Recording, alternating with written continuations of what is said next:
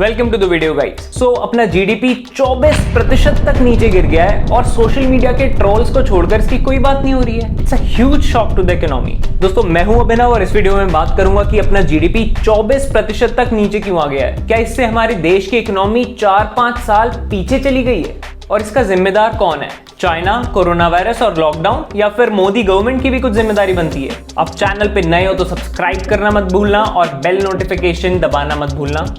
सबसे पहले समझते हैं कि जीडीपी इतना नीचे कैसे गिर गया भाई। जैसे कि आपने पढ़ा या सुना होगा, GDP gross domestic product, it is the total value of goods and services produce in the country. मतलब देश में जितना भी सामान या फिर सर्विसेज बनी उनका मूल्य। मोटा मोटी ये देश की आर्थिक स्थिति को दर्शाता है। जीडीपी को निकालने के लिए एक सिंपल फॉर्मूला है, GDP is equals to C plus I plus G plus NX। C बोले तो कंजम्पशन, मतलब लोग कितना खर्च कर रहे हैं। I बोले तो इन्वेस्टमेंट, कंपनीज कितना पैसा इन्वेस्ट कर रही हैं अपना बिजनेस को बढ़ाने में। G is the government expenditure, मतलब सरकार कितना पैसा खर्च कर रही है दुनिया भर की वेलफेयर स्कीम्स चलाने में और इंफ्रास्ट्रक्चर बनाने में एक्सेट्रा। और NX मतलब net exports, total exports minus total imports. इसमें सबसे बड़ा वेटेज होता है कंजम्पशन का, फिर इन्वेस्टमेंट का, और ये दोनों मिलके 88% ऑफ द जीडीपी के अराउंड कंट्रीब्यूट करते हैं। 10-11% होता है गवर्नमेंट एक्सपेंडिचर और बाकी छोटा मोटा बचा कुचा एक्सपोर्ट्स। कंजम्पशन की बात करें तो भाई इंडिया के अंदर 2 महीने का बड़ा स्ट्रिक्ट लॉकडाउन था। बिजनेसेस, फैक्ट्रीज, मार्केट्स, शॉप्स, हर तरीके की शॉप्स एक्सेप्ट फॉर ग्रोसरीज सब बंद। तो भाई कंजम्पशन तो धड़ाम से नीचे गिरना ही था। कंजम्पशन 27% गिरा। ये बात हो रही है 2020-21 के पहले क्वार्टर की, मतलब अप्रैल, मई, जून, 3 महीनों की। इन्वेस्टमेंट देखोगे तो इससे भी बुरा हाल है। ऐसे समय में लोग ऑब्वियसली एक्स्ट्रा पैसा नहीं इन्वेस्ट करना चाहेंगे। इन्वेस्टमेंट 47% गिरा। तो भाई अगर लॉकडाउन होना था तो ये 2 चीजें तो गिरनी ही थी।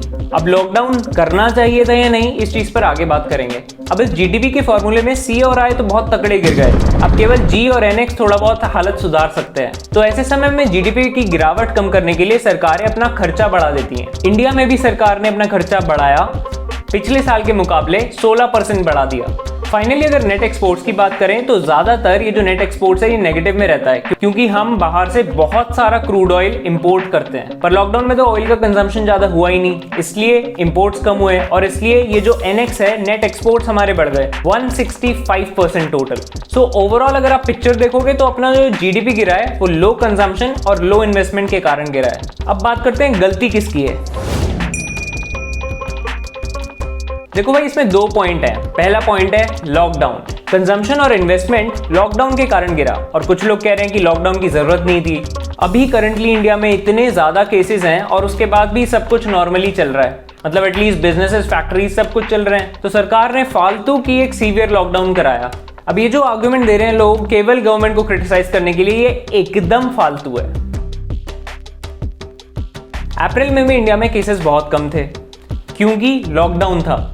अगर लॉकडाउन नहीं होता तो केसेस ना एक्सपोनेंशियली बढ़ते। और उस समय आपको याद होगा यूरोप में कोहराम मचा हुआ था।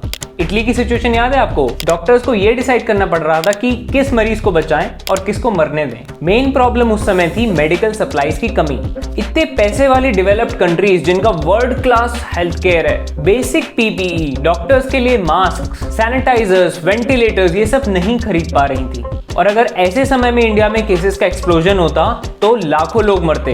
इंडिया में सामान की तो हालत आप जानते ही हो, कितना बेसिक हेल्थ केयर इंफ्रास्ट्रक्चर है ये आपको भी पता है। आज तो इंडिया का कोरोना वायरस में फैटेलिटी रेट लोएस्ट है, लेकिन तब हाईएस्ट होता। 2 महीने के सीवियर लॉकडाउन ने इस एक्सप्लोजन का रेट बहुत स्लो कर दिया और इतने समय में इतना हो गया कि अब हमें सामान की कोई कमी नहीं है। और इनफैक्ट कई सारे ट्रीटमेंट्स भी आ गए हैं जिससे लोगों को बचाने में मदद मिल रही है। इकोनॉमी और लाइफ में से सरकार ने लाइफ को चूज किया तो सरकार ने कुछ गलत नहीं किया। अब आते हैं दूसरे पॉइंट पे। चलो लॉकडाउन तो हो गया, अब इसके बाद सरकार क्या कर सकती थी? ऑब्वियसली अपना एक्सपेंडिचर बढ़ा सकती थी, लोगों को सीधे बेनिफिट्स दे सकती थी, सीधा कैश दे सकती थी।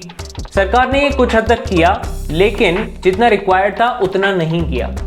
20 लाख करोड़ का पैकेज तो आपको याद होगा, वो भी एक जुमला था। माना कि सरकार की हालत खस्ता थी, टैक्स कलेक्शंस कम आ रहे थे, पर एक्सपर्ट्स का मानना है कि सरकार इजीली और ज्यादा खर्च कर सकती थी। अगर आप बाकी देशों से कंपेयर करोगे तो इंडिया की इकोनॉमी वर्स्ट हिट है, सबसे नीचे है इंडिया। सबसे ज्यादा गिरावट जीडीपी की इंडिया में ही हुई है। मेनली इंडिया की डेमोग्राफी के कारण एक सीवियर लॉकडाउन जरूरी था, लेकिन सरकार भी इस गिरावट को कम करने में विफल रही है। अब सवाल पैदा होता है कि हमारे देश की इकोनॉमी, इंडिया की इकोनॉमी क्या 4-5 साल पीछे चली जाएगी? देखिए, सभी एक्सपर्ट्स का मानना है कि इंडिया की वी शेप्ड रिकवरी होगी। जितना धड़ाम से नीचे इकोनॉमी गिरी है, उसी उछाल से ऊपर आएगी।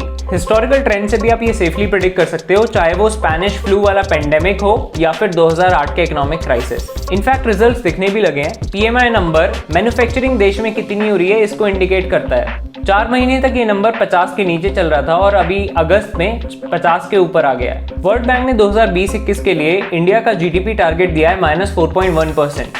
बाकी एजेंसीज ने इवन -8 to 9% तक भी प्रिडिक्ट किया है और नेक्स्ट फिस्कल ईयर में 2021-22 में 6% प्लस का GDP ग्रोथ रेट का प्रिडिक्शन किया है। तो अभी तक के प्रिडिक्शंस के अनुसार वर्स्ट केस सिनेरियो ये होगा कि 9% इकोनॉमी नीचे जाएगी एक साल में, अगले साल 6% ऊपर आ जाएगी। सो आप ये कह सकते हो कि इंडियन इकोनॉमी 5 साल पीछे तो नहीं जाएगी, हाँ, लेकिन 1 से 2 साल पीछे जरूर चली जाएगी। देखिए, इसको कंट्रोल करने में सरकार के पास बहुत लिमिटेड ऑप्शंस हैं और अभी तक उन्होंने उन ऑप्शंस को भी बहुत अच्छे से इस्तेमाल तो नहीं किया है। होपफुली अब करें, बट इवेंचुअली आप ये तो कह सकते हो कि 1 से 2 साल में देश की अर्थव्यवस्था will be back on track. दोस्तों, इस वीडियो में बस इतना ही। अगर वीडियो अच्छी लगी हो तो लाइक जरूर कीजिएगा, बाकी सारी वीडियोस भी देखिएगा एंड शेयर दिस वीडियो। ऐसी ही इंफॉर्मेटिव वीडियोस के लिए hit the subscribe button and the bell notification icon. And as always guys, thanks for watching.